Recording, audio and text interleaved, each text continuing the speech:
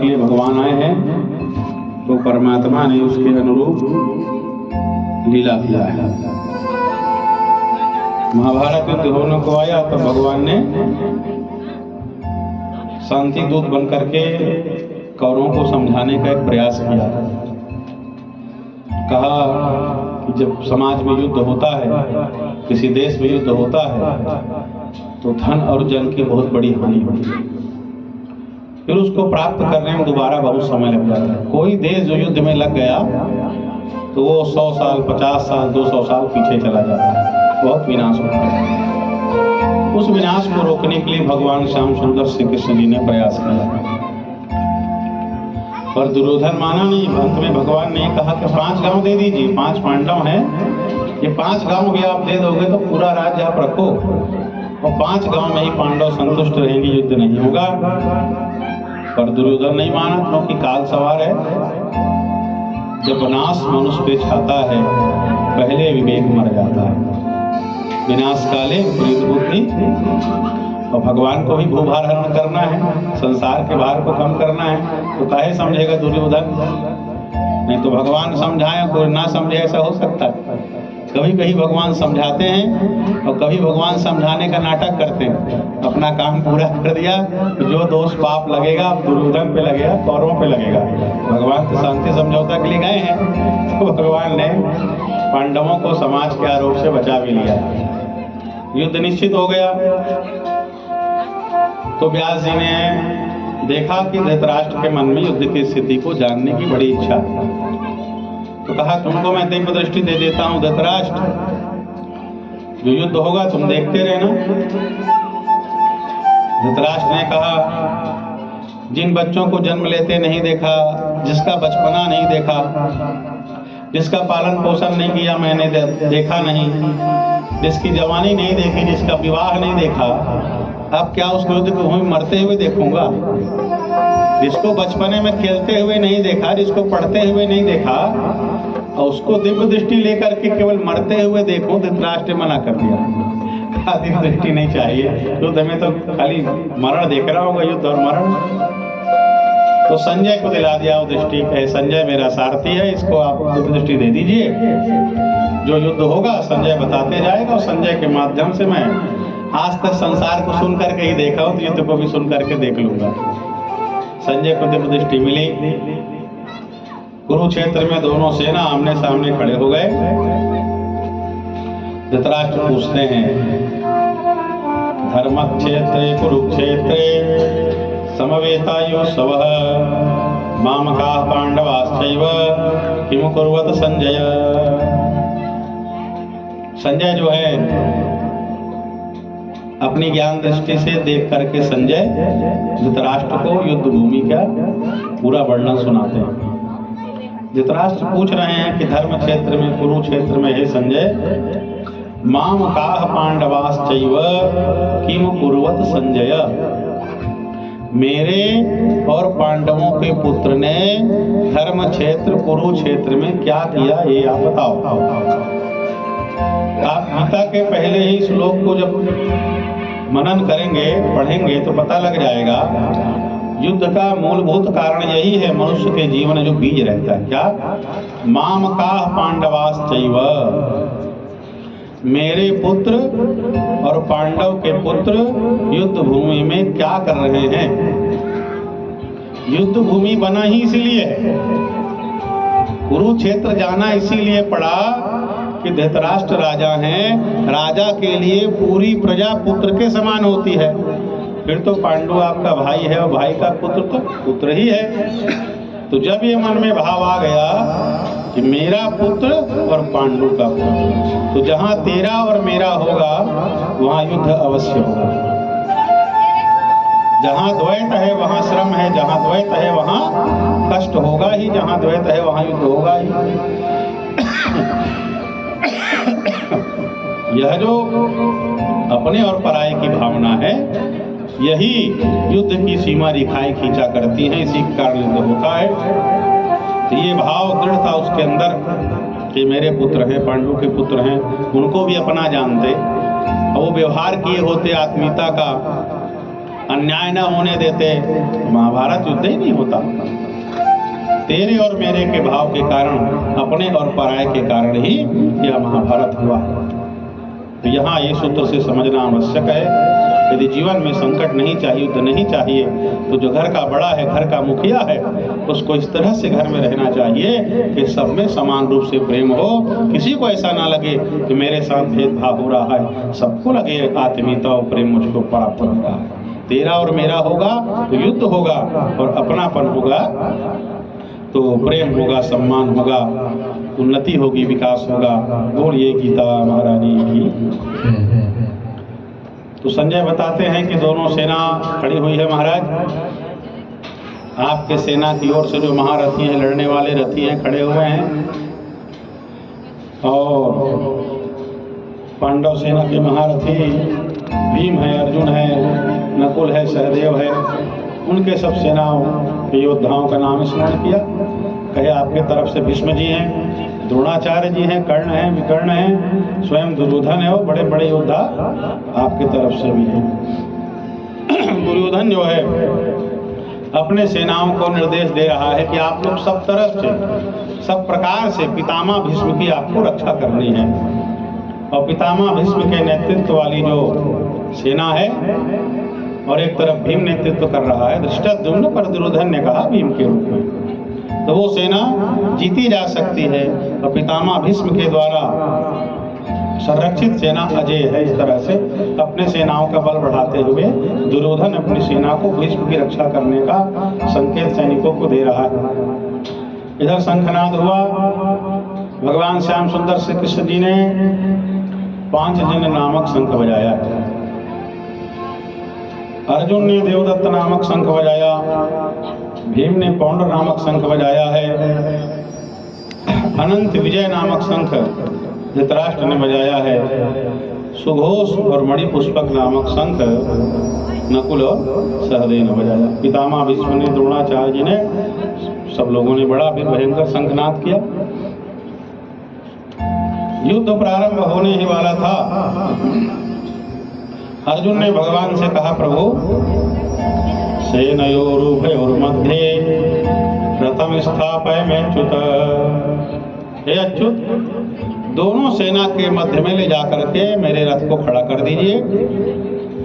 जो दोनों सेना के लोग लड़ने के लिए आए हैं, मैं उनको एक बार देखना चाहता हूँ। यावदेतान्निरीक्षेऽहम्। भगवान ने कहा ठीक है। अर्जुन के रथ को भगवान श्याम सुंदर ने ले जाकर के दोनों सेना के मध्य में स्थापित कर दिया। अर्जुन जो है देखने लग गए हैं, और देख करके मन में जो देखा, सगे संबंधी, रिश्तेदार, पितामह है, चाचा हैं, ताऊ हैं, मामा हैं, देख करके अर्जुन बहुत चिंतित हो गए, दुखी हो गए, परेशान हो गए।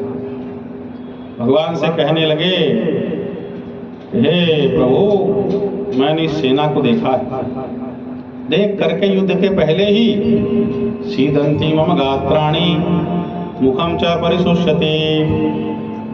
मेरे त्वचा में, शरीर में जलन हो रहा है, मेरा मुख सूख रहा है। वेपतुष्य शरीरे में रोमहर्षश्च जायते। मेरा शरीर पसीना से लथपथ हो गया है, रोमांच हो रहा है। गांडीव धनुष मेरे हाथों से गिर रहा है, शरीर में जलन हो रही है। मैं भ्रमित हो गया हूँ, क्या करूँ, कैसे करूँ। निमित्तानि च पश्यामि प्रेरितानि केशव। सारे लक्षणों को मैं विपरीत देख रहा हूँ। ऐसा कहते हुए अर्जुन रथ में बैठ जाता है। अर्जुन रथ में बैठा है।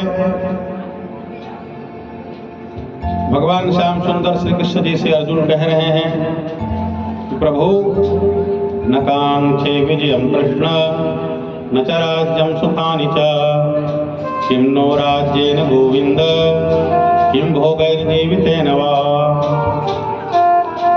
जब देखा जिनसे लड़ना है सगे संबंधी हैं, रिश्तेदार हैं, जिन्होंने पढ़ाया है, जिनके साथ में पढ़े हैं, खेले हैं, पले और बढ़े हैं, युद्ध में उनको ही मारना है, उनसे ही दो हाथ करना। भगवान से कहते हैं प्रभु न कांक्षी विजयम कृष्ण, मुझे विजय नहीं चाहिए। पितामह भीष्म को मार करके कोई विजय मिले तो विजय मैं क्या करूंगा? अपने गुरु द्रोणाचार्य को मार करके उसके बदले में विजय मिले तो क्या करूंगा? ये बड़े बड़े योद्धा हैं, आने वाले समय में ऐसे योद्धा होने वाले नहीं। चाचा है, ताऊ है, दुर्योधन है, सब आखिर हैं तो मेरे ही भाई, साथ पड़े बड़े नकांक्षी विजय। इनको मार करके इनके मृत्यु के बदले इनके शव के ऊपर राज्य मिले, विजय चाहिए, प्रभु नहीं चाहिए। न च राज्यम सुखानि च, वो राज्य और सुख नहीं चाहिए। किम्नो राज्येन गोविंद भोगैर जीवितेन वा, ऐसे राज्य से क्या मतलब, ऐसे भोग से क्या मतलब जिसकी नींव अपनों के शवों पर पड़ी हुई है। अपनों को मार करके राज्य भोग प्रभु नहीं चाहिए। ये सामर्थ्य कांक्षितम नो राज्यम भोगा सुखानि च, जिसके लिए राज्य चाहिए, जिसके लिए सुख चाहिए, जिसके लिए भोग चाहिए, आप विचार करो।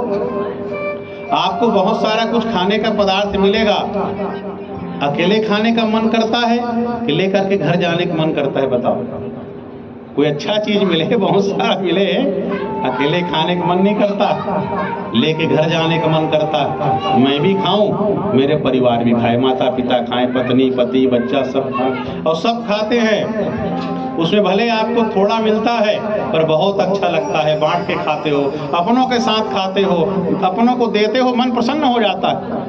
अर्जुन कहते हैं प्रभु ऐसा मर्थे कांक्षितम नो, जिसके लिए राज्य चाहिए, जिसके लिए सुख चाहिए, जिसके लिए भोग चाहिए, वो सब लड़ने मरने कटने के लिए तैयार हैं। तो जिनके लिए भोग और सुख चाहिए उनको मार करके राज्य और विजय मुझको नहीं चाहिए, ऐसा भगवान जो है अर्जुन से कहने लगे। भगवान ने देखा कि अर्जुन मोह से ग्रस्त हो रहे, और स्वाभाविक है, कोई बड़ी बात नहीं है। आप हम कोई रहें, युद्ध की स्थिति आ जाए, चयन की स्थिति आ जाए, मरने मारने की स्थिति आ जाए, तो फिर इंसान ऐसे समय में अपने घर के परिवार के अपराध को, अन्याय को सह लेता है। सह करके उस समय और काल का क्षेप करता है, चलो जो हुआ सो हुआ, अपनों से लड़ करके क्या फायदा। और कहते हैं आचार्य हैं, पिता हैं, गुरु द्रोण हैं, जिन्होंने शिक्षा दी है, प्रभु इनसे मुझको नहीं लड़ना, मैं निहत्था रहूं, धृतराष्ट्र के पुत्र मुझको मार दें तो भी मेरे लिए अच्छा है। इस युद्ध के बदले में भिक्षा मांग करके भी खाना पड़े, भिक्षा का अन्न लेकर के जीवन जीना पड़े, उसको भी मैं अच्छा समझता हूं प्रभु, पर अपने इस परिवार को, अपने जनों को मार करके युद्ध करना और कुछ प्राप्त करना मैं नहीं चाहता। अर्जुन जो हैं चर्चा करते हैं भगवान से, और बहुत ही महत्वपूर्ण विषय की चर्चा अर्जुन ने पहले अध्याय के विश्राम में भगवान से की है। अर्जुन कहते हैं प्रभु युद्ध होगा तो बहुत से लोग मारे जाएंगे, पांडव पक्ष के भी मारे जाएंगे, कौरव पक्ष के भी मारे जाएंगे, और किसी कुल में, किसी परिवार में उसका धर्म होता है, उसकी मर्यादाएं होती है, कुल और खानदान धर्माचरण करता है, स्वधर्म का पालन करता है। युद्ध में कुल नष्ट होता है, बड़ी हानि होती है। कुलक्षय प्रणश्यन्ति कुल धर्मा सनातनाः, धर्मे नष्टे कुलम कृष्ण मधर्मोऽत्युत। अर्जुन कहते हैं प्रभु कुल का नाश होने से उस कुल में जिस धर्म का पालन किया जाता है, जिस धर्म को आचरण में लाया जाता है, वो कुल धर्म, वो जाति धर्म, वो सनातन धर्म, कुल के नष्ट होने से उसके पालन करने वाला नष्ट हो गया तो वो धर्म भी नष्ट हो जाता है। अर्जुन ये चिंता कर रहे हैं कि युद्ध होगा तो बड़ी संख्या में लोग मारे जाएंगे, लोक हानि बड़ी संख्या में होगी, और धर्म के मानने वाले ही मर जाएंगे, धर्म का पालन कौन करेगा? भाई कुल के 10 लोग कुल में हैं, 8 लोग मर गए तो स्वधर्म का पालन कौन करेगा? ये चिंता अर्जुन रख रहे हैं प्रभु।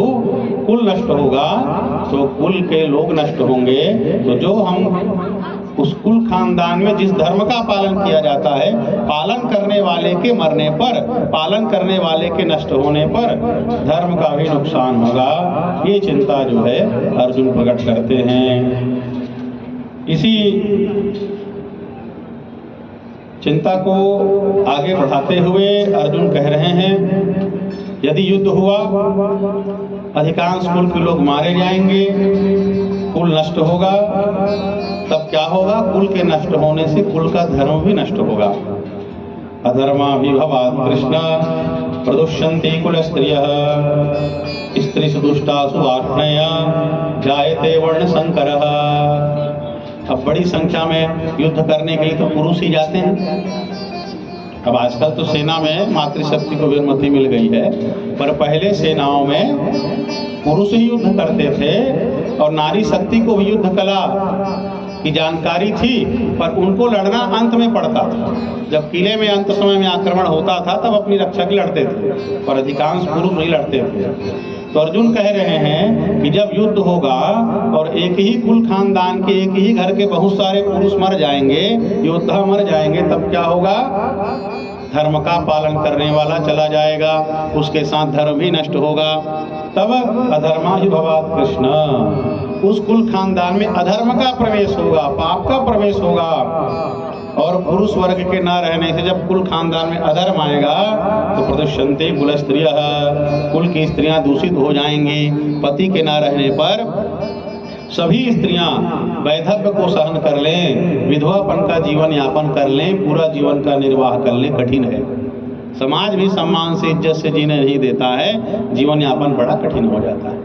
मातृशक्ति कैसे निर्वाह करे? जहाँ जाए जो काम मांगे, घर के निर्वाह के लिए कुछ करना चाहे तो जहाँ जाए वही कुदृष्टि से लोग देखने लग जाते हैं। आखिर नारी निर्वाह कैसे करेगी, कैसे जिएगी? इस समस्या पे चिंतन किया। कहे महाराज, कुल के नष्ट होने से धर्म नष्ट होगा, अधर्म का प्रवेश होगा और सभी स्त्रियां विधवापन का जो त्याग होता है, विधवापन में जो ब्रह्मचारिणी की तरह जीवन जीना होता है, सभी स्त्रियां ये जीवन यापन नहीं कर पाएंगी। स्त्रियां दूषित हो जाएंगी। स्त्रीषु दुष्टासु वार्ष्णेय जायते वर्ण संकरः। और पति के ना रहने पर उन स्त्रियों का जब पराये पुरुष से संसर्ग होगा, उससे जो संतान की उत्पत्ति होगी, उससे वर्ण संकर संतान की उत्पत्ति होगी। समाज में वर्ण संकरता छा जाएगी और जो वर्ण संकर संतान होता है वो अपने आप को, अपने माता पिता को, कुल को नरक में ले जाने वाला होता है। ये चिंता अर्जुन कर रहे हैं। कुल के नष्ट होने पर अधर्म आएगा, पाप आएगा, वर्ण संकर संतान होगी, जिससे हमारा सनातन धर्म, जाति धर्म, उसके नष्ट होने का खतरा हो जाएगा। इसलिए हमको युद्ध नहीं करना चाहिए। ये भाव अर्जुन जो है भगवान के चरणों में प्रकट करते हैं। वर्ण संकर संतान जो होती है उससे समाज को धर्म शास्त्र के दृष्टि से क्या नुकसान है, इसका वर्णन करते हैं कि संकरो नरकायैव कुलघ्नानां कुलस्य च पतन्ति पितरो येषां लुप्त पिंडोदक क्रियाः। ये जो वर्ण संकर संतान होती है, जो कुलघाती होते हैं, जो अपने जाति कुल परंपरा में विवाह न करके अंतर जाति विवाह करते हैं, धर्मशास्त्र की आज्ञा का पालन नहीं करते, तो शास्त्र के दृष्टि से उनको कुलघाती कहा जाता है। तो जो वर्ण संकर संतान पैदा होता है वो अपने माँ बाप को भी नरक में ले जाता है। उसके माता पिता के जो माता पिता हैं, दादी हैं, दादा है, पूर्वज हैं, उसके पूर्वज भी नरक में जाते हैं।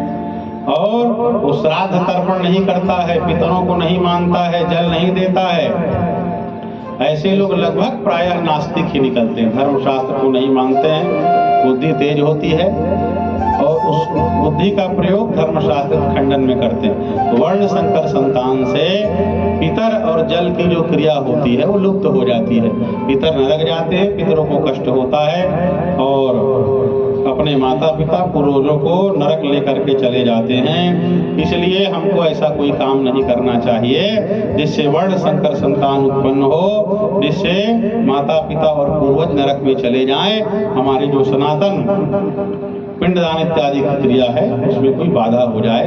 ये चर्चा अर्जुन भगवान के चरणों में रखते हैं। प्रभु ऐसा काम क्यों करें, ऐसी स्थिति परिस्थिति बने, कुल का नाश हो, धर्म का नाश हो, कुल में अधर्म और पाप आए, स्त्रियां दूषित हो, वर्ण संकर संतान उत्पन्न हो, इससे अधर्म और पाप बढ़ेगा समाज में। इसलिए हम चूंकि इस दोष को जानते हैं, हम इसको समझ रहे हैं, तो अहोबत महत् पापम, हमको ये कार्य नहीं करना चाहिए प्रभु जिससे वर्ण संकरता और कर्म संकरता समाज में आए। ये चिंतन, ये चर्चा गीता के पहले अध्याय में अर्जुन भगवान के चरणों में रख रहे हैं। बोलिए गीता महारानी की। तो अर्जुन ने चर्चा की, कहते हैं प्रभु हम जब जान रहे हैं तो हमको ये पाप नहीं करना चाहिए, हमको ये प्रयास नहीं करना चाहिए। यदि मेरे हाथ में शस्त्र न हो और युद्ध में मुझे पांडव कौरव को पुत्र मार दें तो ही मेरे लिए अधिक कल्याणकारी है इस युद्ध करने के बदले। इस तरह से धनुष को रख करके रथ में अर्जुन बैठ गए हैं। तब भगवान कहते हैं कुतस्त्वा कस्मलविदं विषमे समुपस्थितम्, अर्जुन तुम्हारे अंदर ये कायरता असमय कैसे प्रकट हो रही है? तुम तो वीर हो, पराक्रमी हो। किसी भी व्यक्ति के अंदर कोई बुराई और कोई दोष तीन जगह से आता है। हमारे आपके अंदर जो बुराई है, दोष है, वो तीन जगह से आएगा। पहले आएगा माता में कोई दोष है तो हमारे अंदर आएगा, पिता में कोई दोष है तो हमारे अंदर आएगा, हमारे गुरु में कोई दोष है तो हमारे अंदर आएगा। माता के दोष से, पिता के दोष से, गुरु के दोष से हमारे अंदर आते हैं। क्यों? क्योंकि हम आज्ञा का पालन नहीं करते हैं, बात नहीं मानते हैं, और वंश परंपरा में जो चल रहा है, जो डीएनए इत्यादि है, उससे भी ये चीजें आती हैं। तो भगवान कहते हैं, कहे तेरा पिता का कुल खानदान शुद्ध है, पवित्र है, उज्जवल है। आपके माता का कुल खानदान पवित्र उज्जवल है, आपके गुरु भी पवित्र और उज्जवल हैं। तब तुम्हारे अंदर ये कायरता कैसे आ रही है? क्लैव्यम मां स्म गमः पार्थ न तत्त्वयुपपद्यते। क्षुद्रम हृदय दौर्बल्यम, हृदय की क्षुद्रता, हृदय की दुर्बलता तेरे अंदर कहाँ से आ रही है? अर्थात जन्म जन्मांतर का कोई संस्कार है, पूर्व जन्म से चली आ रही कोई बात है जो किसी जन्म में कभी प्रकट हो जाती है। यदि ऐसा लगे कोई को दो से तीन जगह से नहीं आया है तो उस जीव के पुराने पिछले जन्मों से कोई दोष रखा पड़ा हुआ है जो कभी आकर के प्रकट हो जाता है। तो भगवान समझा रहे हैं, आप ये जो कायरता कर रहे हो, ये कार्पण्य दोषोपहत स्वभाव, ये जो कंजूसी कार्पण्य कर रहे, युद्ध करूंगा, लोग मारे जाएंगे, जन खर्च होगा, धन खर्च होगा, ये उचित नहीं है। इस तरह से भगवान अर्जुन को समझाते हैं। कहते हैं कि अर्जुन असोच्यागम सोचस्तम प्रज्ञावादांश भाषसे गतासो शनानुशोचन्ति पंडिता। कहे अर्जुन आप चर्चा कर रहे हो कि युद्ध होगा, लोग मारे जाएंगे, समाज की स्थिति क्या होगी, कैसे होगी। कहे चर्चा बात तो आप पंडित के जैसे कर रहे हो और शोक भी कर रहे हो। तो जो पंडित होता है, विद्वान होता है, जानकार होता है, वो शोक नहीं करता है। जो बात बीत गई उस पर कितना भी दुख करो, कितना भी रो, भूतकाल के घटना को हम सुधार नहीं सकते, संवार नहीं सकते। इसलिए जो बात बीत गई उस पर दुख करना भी बेकार है। और जो घटना घटने वाली है, जो बातें होने वाली है, वो आपके बस में नहीं है। जो घटना घटेगी आप नहीं रोक सकते। और हमें आप में सामर्थ्य होता तो ना हमारे घर में कोई बीमार पड़ता, ना हमारे घर में कोई मरता, ना कोई अप्रिय स्थिति होती। हमारे बस में होता तो हमारे बस में तो हमारे शरीर के अंग ही नहीं है। पहले ऐसे ही देख लेते थे, पढ़ लेते थे, चश्मा लगाना पड़ता। और पहले जब लगा जो लगा खा लिया, और अब देख के खाना पड़ता है, नहीं पचे महाराज, मुश्किल हो जाए। महाराजों को ही हाल। तो समय बदलता जाता है तो शरीर के हमारे अंग भी साथ देना धीरे धीरे छोड़ते जाते हैं, घंटी बजाते जाते हैं। बहुत खा लिए, बहुत मजा कर लिए, भजन करो, ये भगवान संकेत देते हैं। बाल भी काले पड़ जाते हैं, ये बात अलग है, हम करिया कर लेता हूँ, रंग रंगा लेते हैं, अलग बात है। अब भी हम हमें जावे लगाए पड़ते खा कर, और भगवान घंटी बजा रहे हैं कि बाल सफेद हो गया भैया, यहाँ से जाने का समय है, कुछ भजन कर लो, कीर्तन कर लो।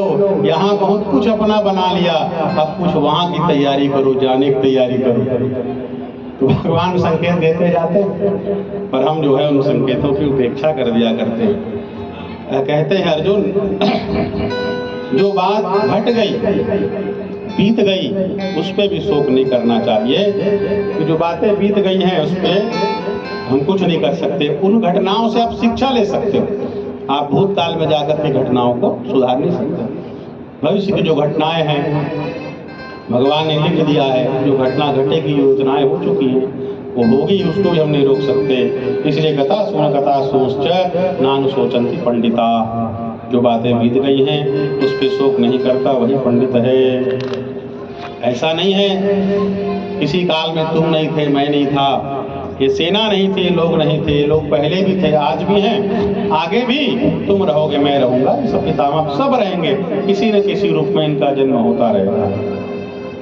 जिस तरह से देहिनोऽस्मिन् यथा देहे कौमारं यौवनं जरा तथा देहांतर प्राप्त धीरस्तत्र न मुह्यति।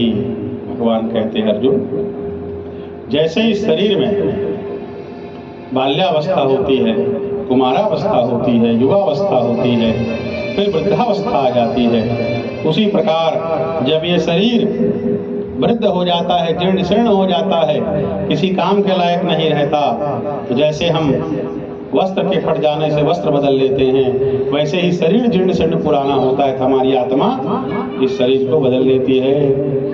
वैसे ही जैसे शरीर में बचपना आता है, युवावस्था आता है, वृद्धावस्था आती है, वैसे ही एक शरीर छोड़ दो दूसरा शरीर प्राप्त हो जाता है, आत्मा शरीर बदल लेती है। इसलिए धैर्यवान पुरुष को इस स्थिति में शोक और चिंता नहीं करनी चाहिए, क्योंकि हमारे बस में नहीं है, शरीर हमारा है, अवस्था बदल रही है और धीरे धीरे एक दिन शरीर भी बदल जाता है।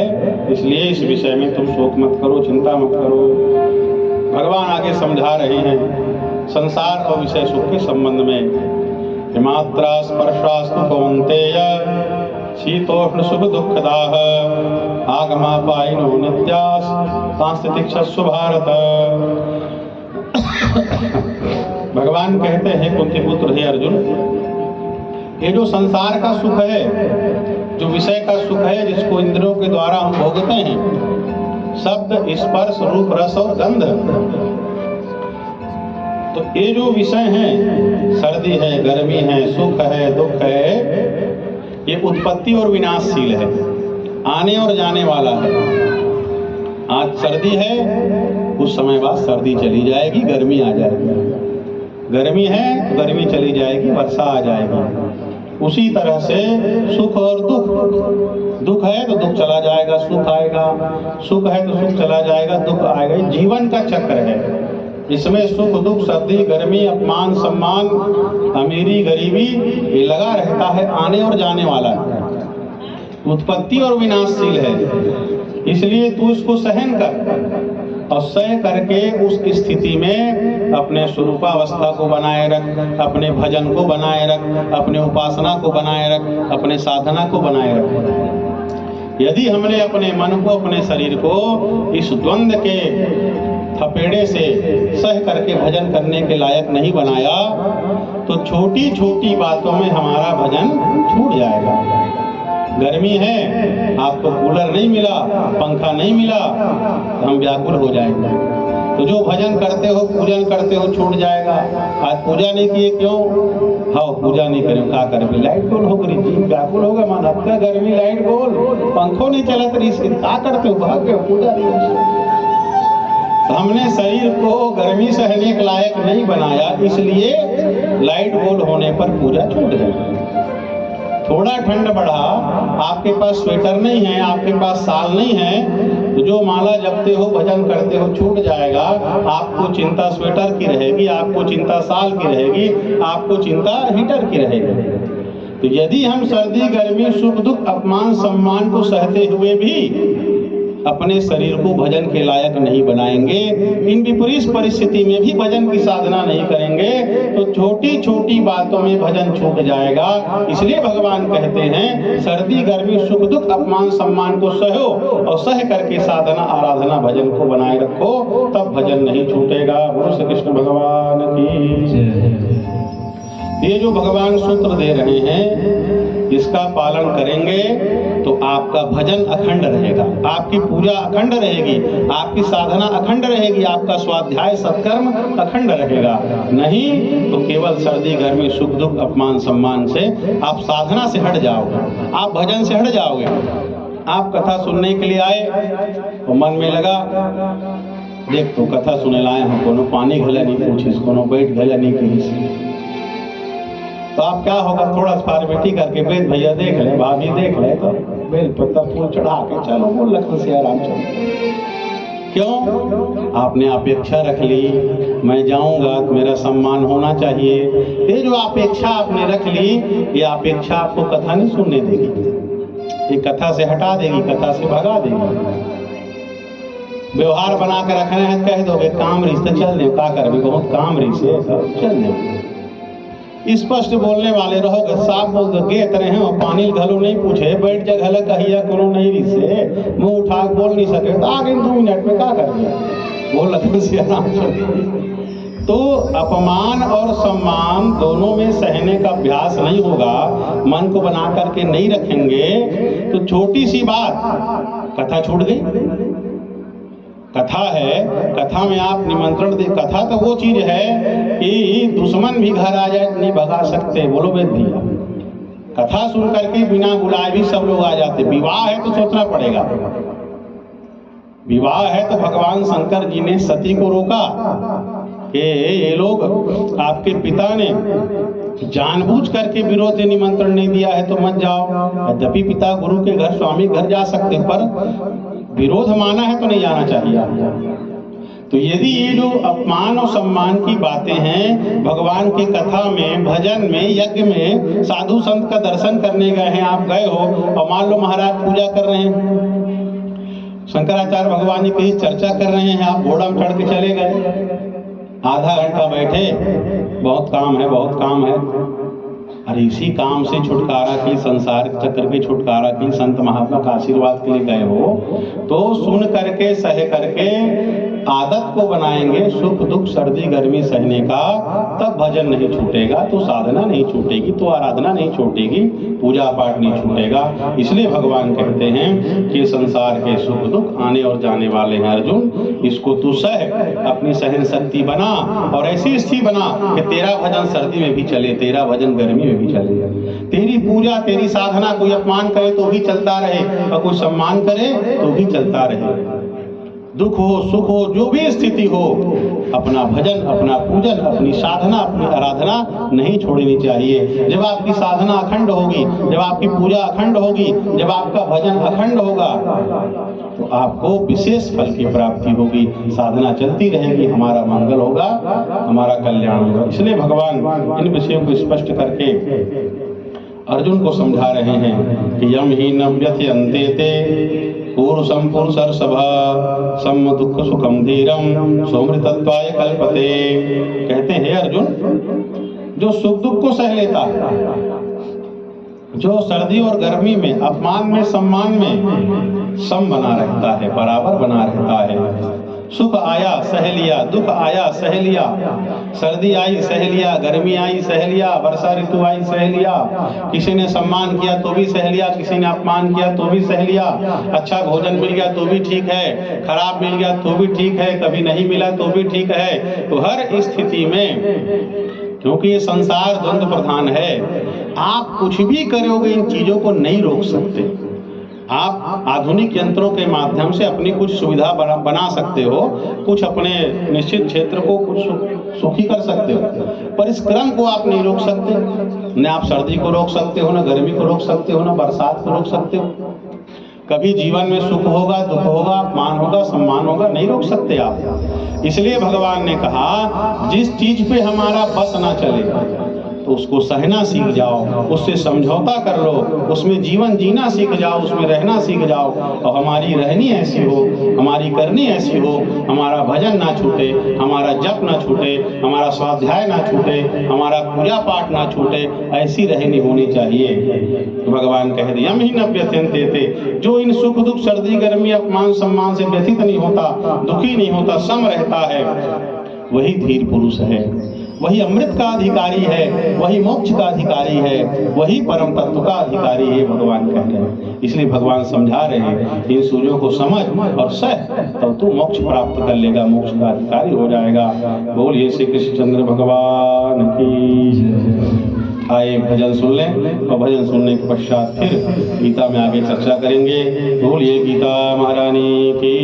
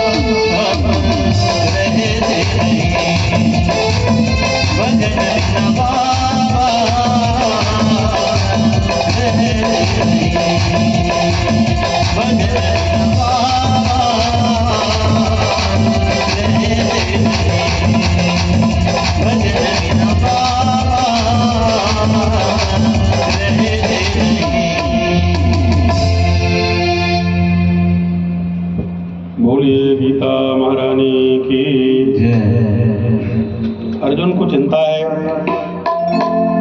युद्ध होगा तो बहुत से लोग मारे जाएंगे, फिर सामाजिक स्थिति कैसे रहेगी, राष्ट्र की स्थिति कैसे रहेगी, कुल खानदान की स्थिति कैसे रहेगी। भगवान समझाते हैं कि अर्जुन, जैसे वस्त्र के पुराने होने पर हम वस्त्र बदल लेते हैं, शरीर वही रहता है, शरीर नहीं बदलता। कपड़ा बदलता है, शरीर नहीं बदलता। वैसे ही वासांसि जीर्णानि यथा विहाय नवानि गृह्णाति नरोपराणि तथा शरीराणि विहाय जीर्णानि यन्यानि संयाति नवानि देहि। जैसे वस्त्र के पुराने होने पर हम वस्त्र बदलते हैं, शरीर नहीं बदलता, वैसे ही शरीर के पुराने होने पर आत्मा हमारे शरीर को बदल लेती है, आत्मा वही रहती है, आत्मा नहीं बदलती। यहाँ ये समझना आवश्यक है, ये जो श्लोक भगवत गीता का है कि वासांसि जीर्णानि यथा विहाय नवानि गृह्णाति नरोपराणि, जिस तरह से पुराने वस्त्र बदले जाते हैं, शरीर नहीं बदलता, वैसे ही मृत्यु के पश्चात शरीर बदलता है, आत्मा नहीं बदलती, आत्मा वही रहती है। तो ये समझना है यहाँ पे परम पूज्य पूरी पीठाधीश्वर जगद्गुरु शंकराचार्य भगवान पूज्यपाद स्वामी शरण सरस्वती जी महाराज जिस श्लोक को समझाते हुए कहते हैं कि शरीर के नाश से जीवात्मा का नाश नहीं होता। यहाँ ये समझना है। सरल भाषा में कैसे समझेंगे? सपना आते नहीं, सपना देखता हो कोनो कोनो नहीं आवे, कम आते अब मूर्त को बताते, रोजे आते। सपना ज्यादा है समझो, नींद गाढ़ा नहीं पड़ा, नींद अच्छा नहीं, बहुत सपना आना ज्यादा आना कोई अच्छी बात नहीं। तो स्वप्न आता है, स्वप्न देखते हैं, स्वप्न में हमारा शरीर रहता है, स्वप्न में हमारा शरीर रहता है ना, रहते नहीं रहते। और सोए बाद उठा तक होते, जिन सपना के शरीर रही से वो रहते चले जाते। सो के उठते हो तो स्वप्न का शरीर जैसे आप उठे समाप्त हो गया। तो स्वप्न में जो शरीर आपको मिला था, जागने पर वो शरीर समाप्त हो गया। आप जैसे तैसे जस के तस हो कि नहीं? सोए, स्वप्न देखे, स्वप्न का एक संसार मिला, उसमें जो हमने चिंतन किया था, जो संस्कार था, कभी भगवान को कुछ भविष्य की प्रेरणा देनी हो, वो स्वप्न देखा और जग गए। तो स्वप्ने का जो शरीर था वो समाप्त हो गया कि नहीं हो गया? सपना शरीर मर गया कि नहीं मर गया? खत्म हो गई, नहीं गए, दोबारा को देखो सपना शरीर। तो जैसे सो करके उठते हैं तो स्वप्न का शरीर समाप्त होता है, हम समाप्त नहीं होते। तो स्वप्न का शरीर मरा है, स्वप्न देखने वाला आत्मा, स्वप्न देखने वाले हम नहीं मरे। तो जैसे स्वप्न के शरीर के समाप्त होने पर हमारा ये शरीर, स्थूल शरीर समाप्त नहीं होता है, आत्मा हमारी समाप्त नहीं होती है, उसी तरह जब समय पूरा होगा, ये शरीर समाप्त होगा, तो ये शरीर समाप्त होगा, इसको धारण करने वाली आत्मा समाप्त नहीं होगी। अब देखो आप यदि हफ्ता में कई बार स्वप्न देखते हो, भगवान के बस बढ़िया नींद आता है, तो महीने में 4 स्वप्न देख लिए, तो साल भर में लगभग 50 स्वप्न देख लिए कि नहीं? यदि साल भर में आपने 50 स्वप्न देखा तो 50 तो शरीर सपने का छूट गया कि नहीं? वो सपने का 50 शरीर समाप्त हुआ कि नहीं? तो स्वप्न के 50 शरीर समाप्त होने के बाद स्वप्न देखने वाला साक्षी दृष्टा ये शरीर समाप्त नहीं हुआ। उसी तरह जिस दिन ये शरीर समाप्त होगा, इसको धारण करने वाली आत्मा समाप्त नहीं होगी। जैसे स्वप्न का शरीर देखते हैं छोड़ते हैं, देखते हैं छोड़ते हैं, जीवन यात्रा चलती रहती है, उसी तरह ये शरीर छूटेगा पर आत्मा की जो यात्रा है वो चलती रहती है। फिर दूसरा शरीर मिलता है, फिर दूसरा, फिर तीसरा, फिर चौथा, फिर पांचवा, निरंतर क्रम चलता रहता है। पुनरपि जननम पुनरपि मरणम पुनरपि जननी जठरे शयनम। तो ये समझना है कि शरीर के नाश होने से आत्मा का नाश नहीं होता, और शरीर के भेद होने पर जीवात्मा में भेद नहीं होता। शरीर बदलता है पर आत्मा बदलती है क्या? जितने रात आपने स्वप्न देखा उतना शरीर बदल गया, पर देखने वाला वही है। स्वप्न देखने वाला शरीर भी वही है, स्वप्न देखने वाली आत्मा भी वही है। तो स्वप्न का शरीर बदलता गया, ये शरीर और देखने वाली आत्मा नहीं बदली।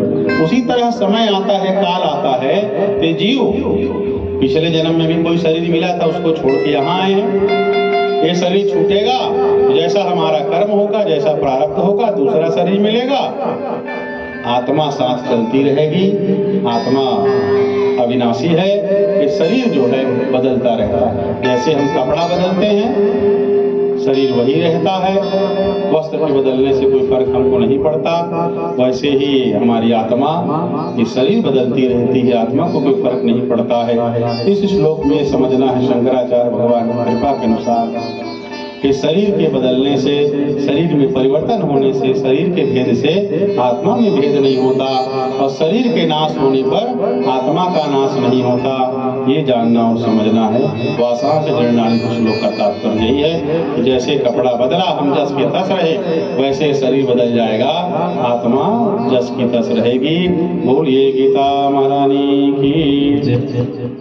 आगे भगवान समझाते हैं, अर्जुन नैनम चिंतन्ति शस्त्राणि नैनम दहति पावकः न चैनम क्लेदयन्ति आपो न शोषयति मारुतः। ये आत्मा वो अजर अमर अविनाशी तत्व है। शस्त्र इसको काट नहीं सकती, आग जला नहीं सकती, जल इसको गीला नहीं कर सकती है, वायु उसको सुखा नहीं सकती।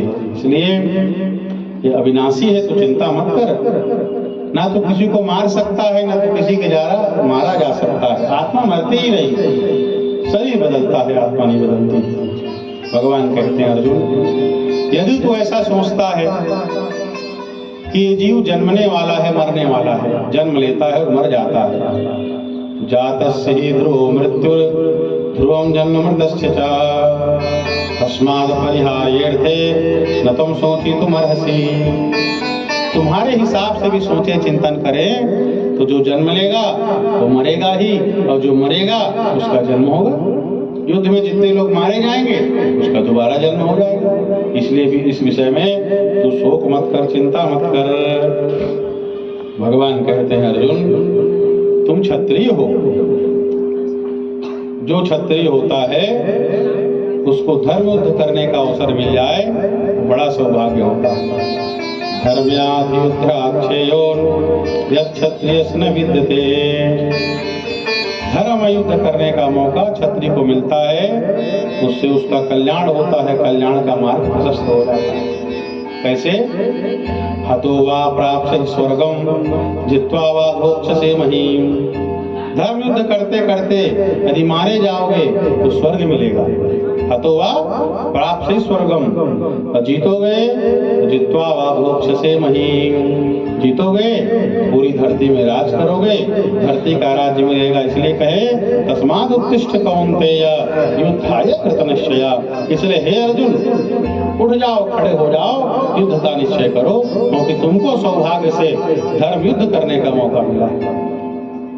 मर जाओगे तो स्वर्ग मिलेगा, जीते रहोगे तो धरती का राज्य मिलेगा। तुम्हारे दोनों हाथ में लड्डू है, मृत्यु तो स्वर्ग है और विजय तो धरती का राज्य है। इसलिए धर्म युद्ध क्षत्रिय के सौभाग्य का सूचक है। इसलिए उठो और युद्ध करो। ये भगवान जो है अर्जुन से कह रहे हैं। यह जो शिक्षा भगवान दे रहे हैं कि जो धर्म का युद्ध है वो क्षत्रियों को बड़े सौभाग्य से प्राप्त होता है। पर इसका हम विचार करें, चिंतन करें वर्तमान समय में, तो धर्म के स्वरूप को जानना, समझना और उस पर चलना इस कलिकाल में बड़ा कठिन है। और धर्म के मार्ग में चलोगे तो कोई कोई ही साथ देता। अकेले चलने का साहस हो, अकेले चलने का दम हो, सब कुछ सहने का दम हो, वो धर्म के मार्ग में चल सकता है। आज देखिए उत्तरामनाय ज्योतिष पीठाधीश्वर जगत गुरु शंकराचार्य भगवान पूज्यपाद स्वामी अयुक्तेश्वरानंद सरस्वती जी महाराज एक ही अभियान है प्रमुखता से शंकराचार्य भगवान का कि पूरे देश में गौ हत्या बंद हो, गौ माता को राष्ट्र माता का सम्मान मिले, राज्य स्तर में गौ माता को राज्य का सम्मान मिले। यही तो शंकराचार्य जी मांग रहे। क्या मांग रहे?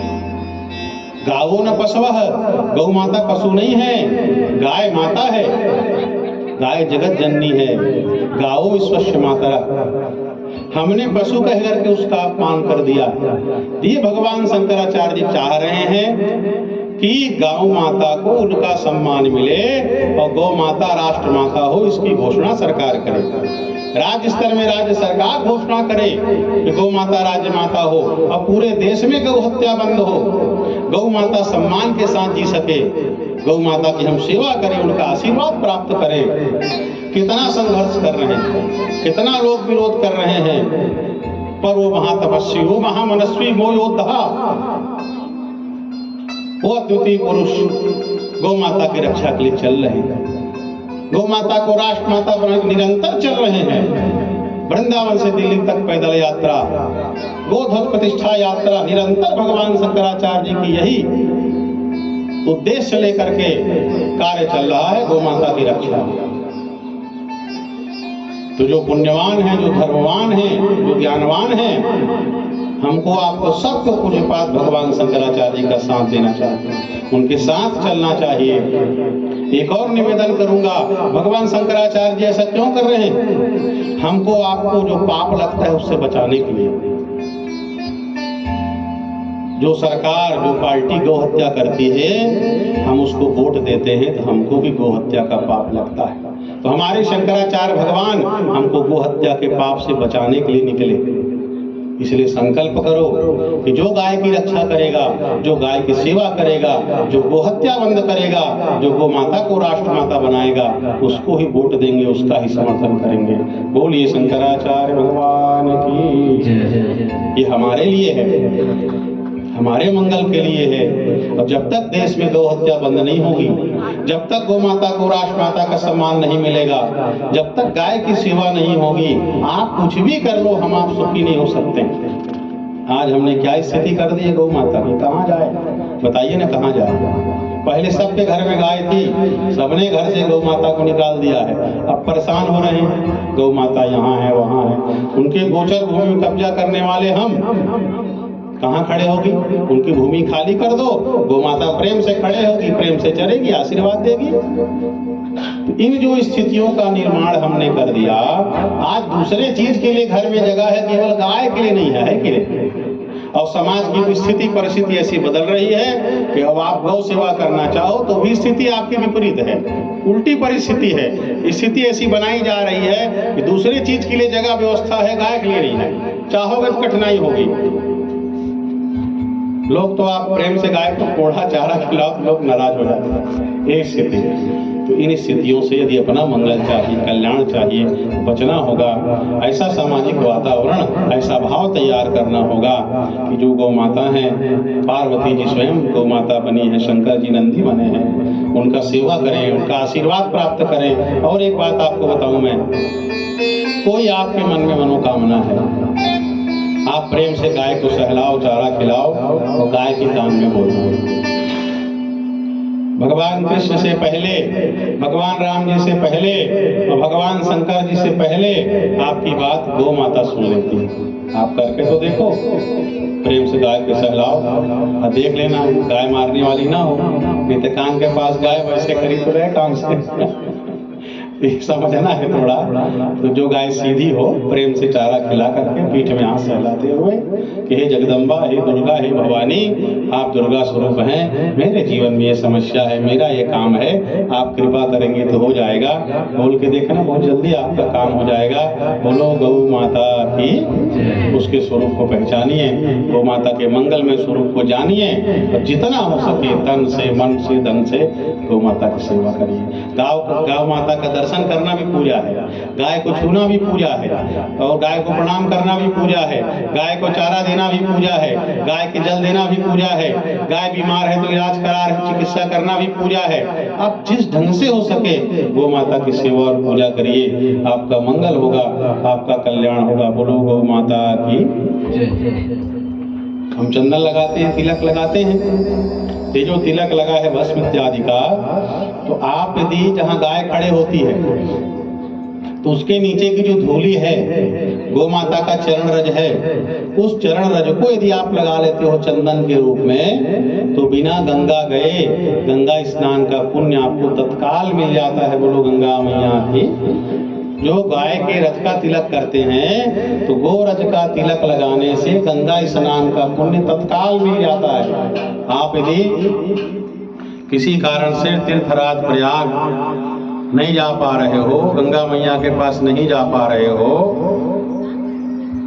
और आप गौ माता के चरण का रस तिलक कर लेते हैं, तो आपको गंगा स्नान का पुण्य मिल जाता है। एक गोतंत्र नामक ग्रंथ है जिसमें गौ माता के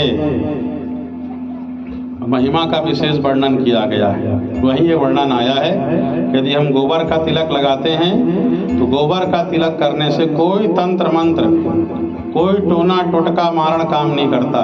जो गोबर का तिलक लगा लिया, कोई भूत प्रेत पिशाच उसके पास आ ही नहीं सकता।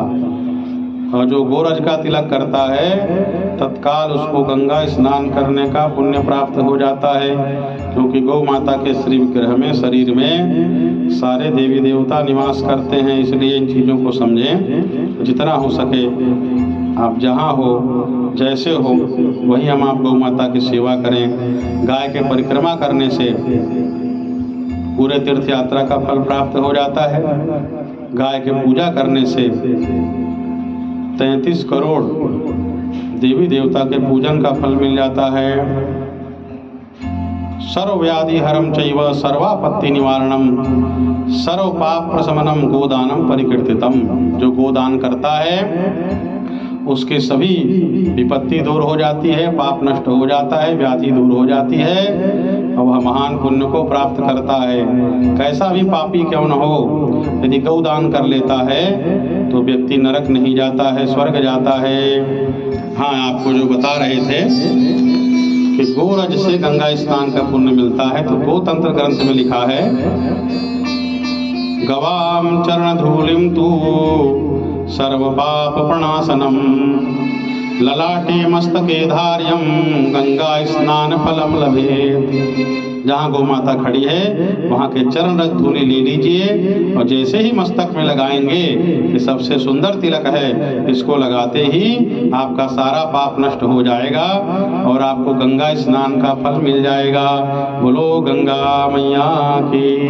तो कैसा भी पापी क्यों न हो, गोदान करता है सभी पापों से मुक्त हो जाता है। बोलो गैया मैया की। भगवान राम आए हैं तो गौ सेवा की है, भगवान राम जी ने गोचारण किया है, भगवान कृष्ण जी ने गोचारण किया है। तो हमारे इष्ट भगवान हैं और भगवान के इष्ट गौ माता है। यदि हम चाहते हैं कि राम जी हमसे प्रसन्न हो तो गाय की सेवा करो, यदि हम चाहते हैं कृष्ण जी हमसे प्रसन्न हो तो गाय की सेवा करो।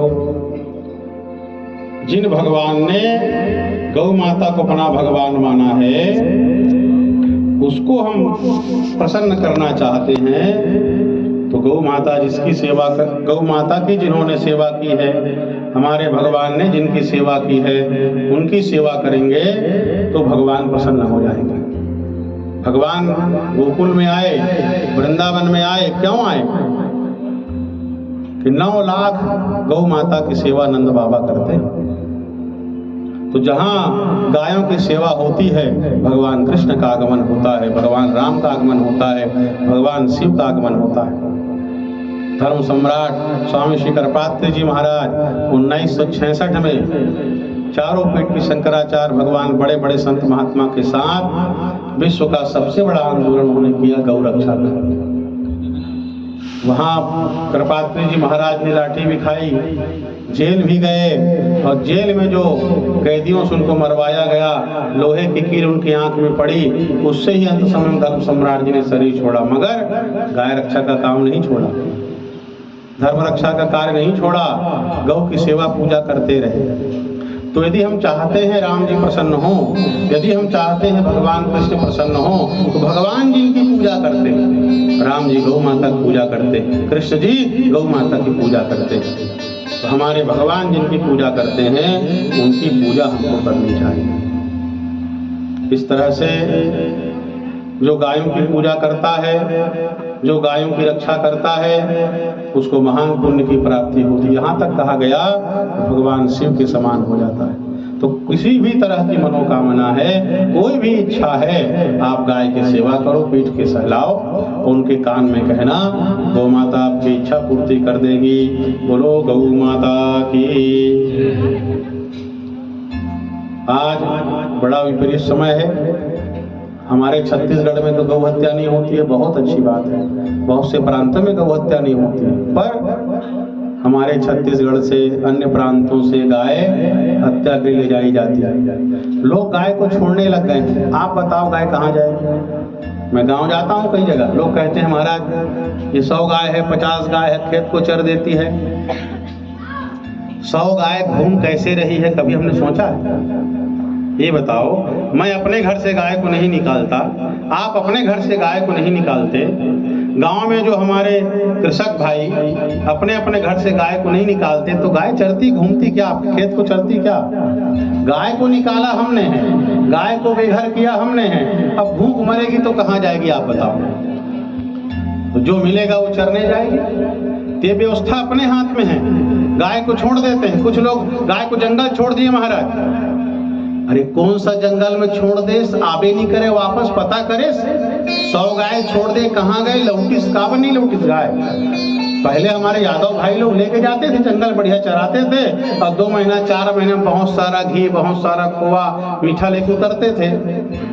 ये कौन से लोग हाँ गाय लेके जा रहे हैं, गाय लौट के आती नहीं है। हम जान रहे हैं, जाने अनजाने ऐसे गाय को छोड़ना, ऐसे जंगल भेजना, ये भी अप्रत्यक्ष रूप से गौ हत्या है। बहुत से हमारे वीर हैं जो गाय की रक्षा करते हैं, जो गाय की सेवा करते हैं। गोतंत्र ग्रंथ में कहा कि जो कसाईयों से गाय को बचाता है, 100 गाय बचा लेता है, 100 से अधिक गाय बचा लेता है। गवाम शतमधिकं वा या एवं ग्राह्य पालयेत् मत्समस्य भवेत् देवी सत्यम सत्यम न संशयः। भगवान शंकर कहते हैं, पार्वती, जो कसाईयों से गाय को छुड़ाता है, 100 गाय और 100 से अधिक गाय छुड़ा लेता है और गाय की सेवा करता है, भगवान शंकर कहते हैं 100 गाय को छुड़ाने वाला मत समस स भवेत् देवी। जो 100 गाय को जीवन में छुड़ा के सेवा करता है, भगवान शंकर कहते हैं पार्वती वो मेरे समान हो जाता है। मनुष्य तो कौन कहे, देवता भी उसको प्रणाम करते हैं जो 100 गाय को छुड़ा करके गाय की सेवा करता है। सत्यम सत्यम न संशय। भगवान कहते हैं इस बात में कोई शंका मत करो, जो गाय की सेवा रक्षा करता है वो मेरे समान होता है। देवता प्रणाम करने लग जाते हैं। भगवान कहते हैं उसको देखने से ही, जिसने 100 गाय की रक्षा की है, सेवा कर रहा है, उसका दर्शन करोगे तो आपका पाप नष्ट हो जाएगा। ऐसे गौ सेवक से कुछ मांगोगे तो आपके मनोकामना पूर्ण हो जाएगी। बोलो गौ माता की। इसीलिए जो गौ रक्षक है वो साधु है, साधु। देश के असली हीरो हमारे गौ रक्षक है। हमको भी आपको भी गौ माता की रक्षा और सेवा करनी चाहिए।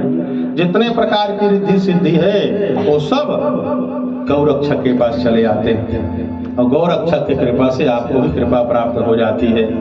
जो गौ रक्षा करता है तन मन धन प्राण लगा करके, उसके से बड़ा धर्मात्मा, उससे बड़ा पुण्यात्मा संसार में कोई नहीं है। जो गाय की रक्षा करता है, गाय की रक्षा करते करते यदि बलिदान हो गया, गो बलिदानी हो गया, मारा गया, गवाम तु प्राण रक्षार्थे प्राण त्यागम करोति यः सोपि मयि विलीयेत न पुनर्जायते भुवि। भगवान शंकर कहते हैं कसाई से गाय को बचाते बचाते, अभी पश्चिम बंगाल या बिहार में कहा हमारे भाई बचा रहे थे, उनको गोली मार दी थी, हॉस्पिटल में वो वक्त भर्ती था। तो गाय को बचाते बचाते कोई व्यक्ति यदि मर जाता है, बलिदान हो जाता है, भगवान शंकर कहते हैं सोपी मई विलीयेत न पुनर्जायते भुवि। साधना करोगे जरूरी नहीं है आपको मोक्ष मिल जाए, उपासना करोगे जरूरी नहीं है मोक्ष मिल जाए, भजन करोगे जरूरी है मोक्ष मिल जाए। वो स्थिति नहीं आएगी तो मोक्ष नहीं मिल पाएगा। मगर गौ माता की आप रक्षा कर रहे हो, गौ माता की सेवा कर रहे हो तो मोक्ष मिल जाता है। भगवान शंकर कहते हैं गाय की रक्षा करता हो जो मारा जाता है, गौ रक्षक, गौ भक्त, गौ साधु, वो मेरे अंदर आके मिल जाता है, उसका मोक्ष हो जाता है, दोबारा जन्म नहीं होता है। इसलिए जो गो रक्षक हैं, साधु हैं, गो रक्षक ही हमारे संस्कृति को बचाने वाले हैं।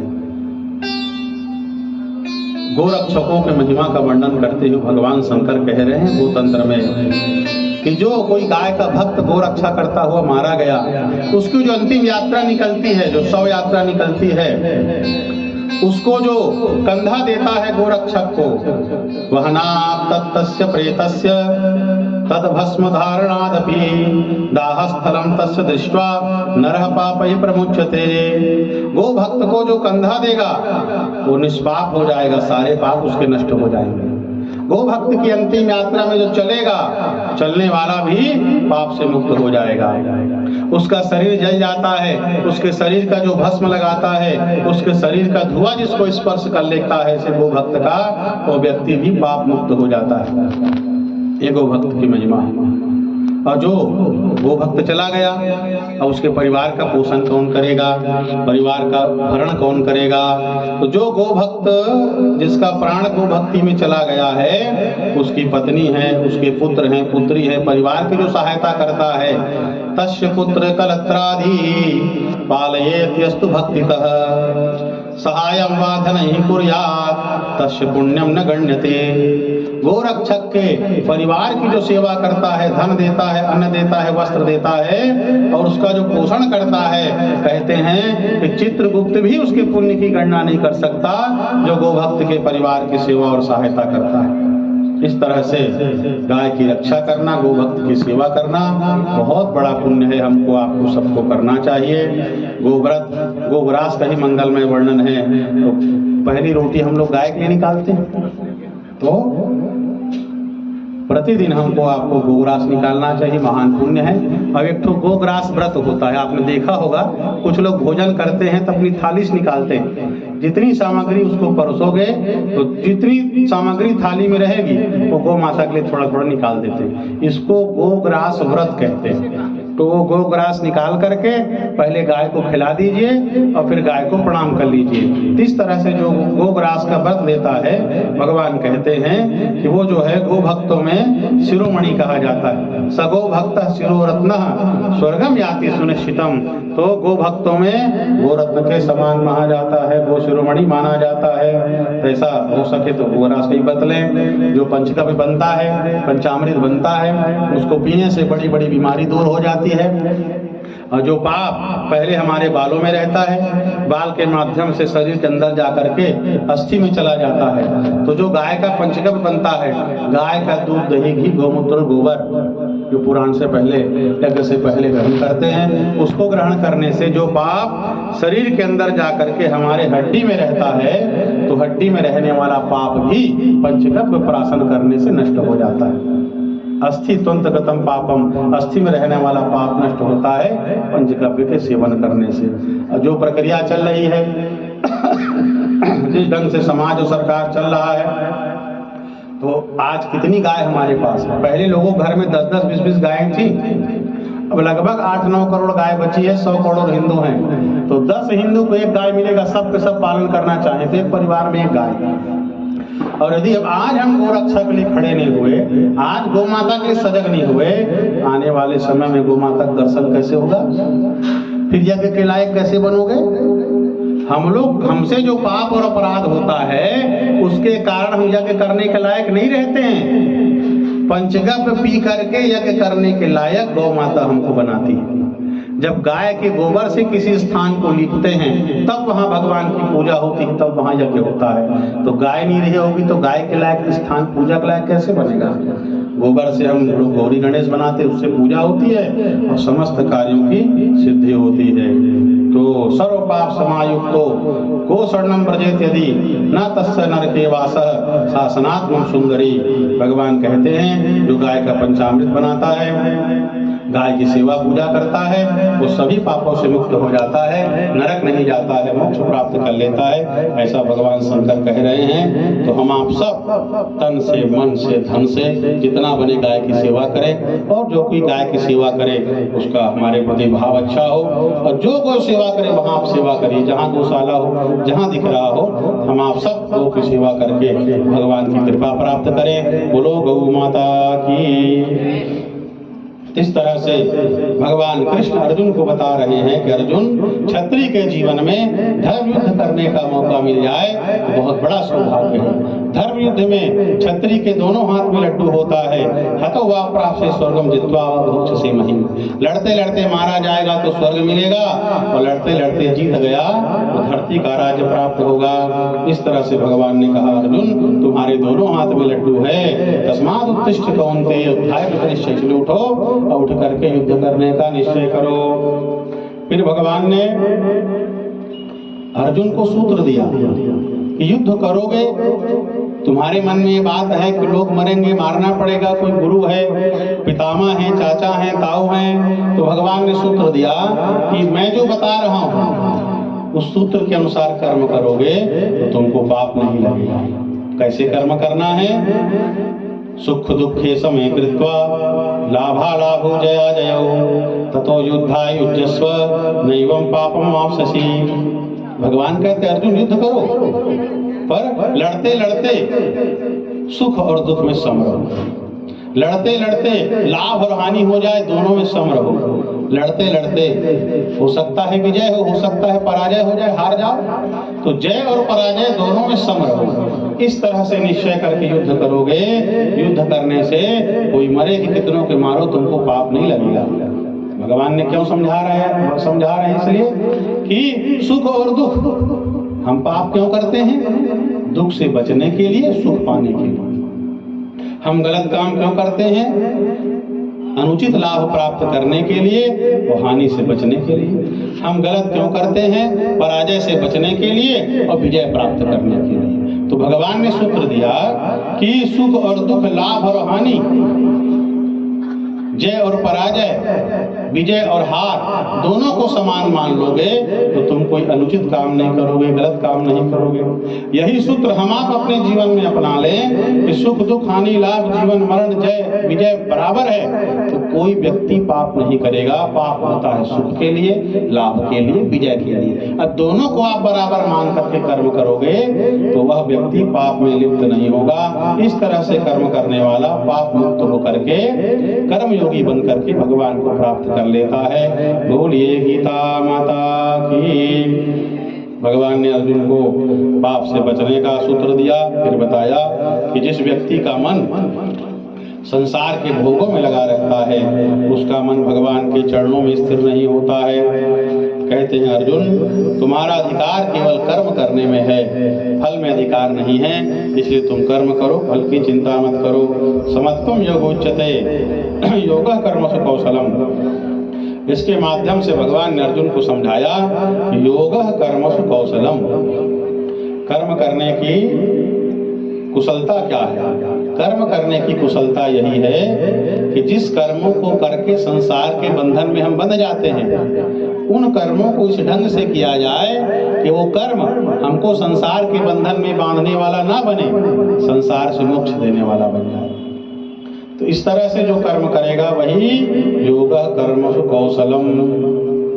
तो हम शब्द स्पर्श रूप रस के गंध से संसार का प्रयोग करते हैं और संसार के कर्म करने के कारण बंधन में बंधते जाते हैं। तो भगवान ने कहा जो कर्म करता है फल में आसक्ति नहीं रखता, निष्काम भाव से कर्म करता है, या यज्ञार्थात् कर्मणो यत्र लोकोयम, जो यज्ञ के लिए कर्म करता है, भगवान के लिए कर्म करता है, तो कर्म के बंधन से नहीं बंधता है। जैसे जहर है, जो जहर खाएगा मर जाएगा, पर किसी को सर्प डस ले तो वैद्य लोग, डॉक्टर लोग जहर ही उसको देते हैं। तो उससे विष से रक्षा हो जाती है। विषस्य विषम औषधम, मगर वो कला हमारे पास नहीं है। वो वैद्य जानता है, वो डॉक्टर जानता है विष का ऐसा प्रयोग कर रहा जिससे प्राण की रक्षा हो जाए। तो वही जहर मारने वाला है, तो वही जहर युक्ति युक्त ढंग से प्रयोग करने पर प्राण बचाने वाला हो जाता है। तो कर्म करने की कुशलता यही है कि संसार में बांधने वाला कर्म जिससे बंधन होता है उस ढंग से करें कि उससे संसार से हमारा मोक्ष हो जाए। ये भगवान ने कहा कर्म करने की कुशलता यही है, कर्मों को इस ढंग से किया जाए कि बंधन में न पड़े, मोक्ष की प्राप्ति हो जाए। बोलिए गीता महारानी की। इस तरह से भगवान ने समत्व का वर्णन किया, जो भगवान ने कहा कि सुख में दुख में इत्यादि सम रह करके कर्म करते हैं तो हमको पूर्ण लाभ प्राप्त होता है। अर्जुन ने पूछा महाराज आप जो ये बता रहे हैं कि सुख में सम रहे, दुख में सम रहे, हानि में सम रहे, लाभ में सम रहे, वो स्थितप्रज्ञ होता है, वो स्थिर बुद्धि होता है। अर्जुन पूछते हैं प्रभु स्थितप्रज्ञ पुरुष कैसे बोलता है, कैसे चलता है? स्थिर बुद्धि पुरुष का लक्षण क्या है? हम देख करके कैसे जाने कि स्थितप्रज्ञ है, ये जो है स्थिर बुद्धि वाला है?